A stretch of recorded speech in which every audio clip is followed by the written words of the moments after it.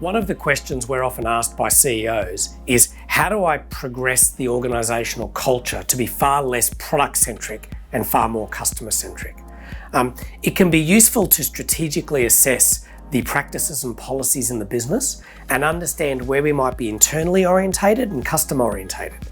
If you can imagine looking at the organisation through a number of lenses and identifying where you're strong or weak in the areas of customer centricity, that can help to identify a best practice gap, if you like.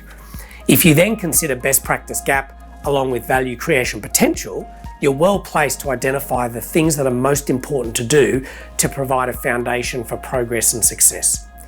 In this world of customer centricity, it's easy to list 100 or 1,000 things we could do to orientate our business around customers and to deliver better experiences.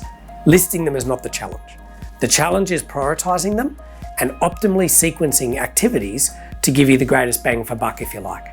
It's more important to do 4 or 5 things very well at the start than focus on 28 things that could be done.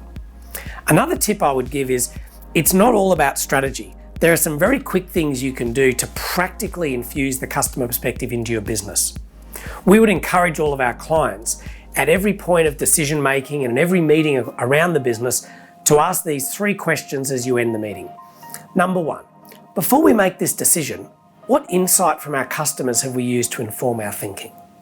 Number 2, is this decision going to progress us towards or further away from our agreed target experience? And number 3, if we were to email all of our customers today and tell them we've just made this decision, would we feel more proud or more embarrassed? The key is to get these questions embedded in your organisation at every level: board, CEO, leadership team, right down to team leaders and frontline staff.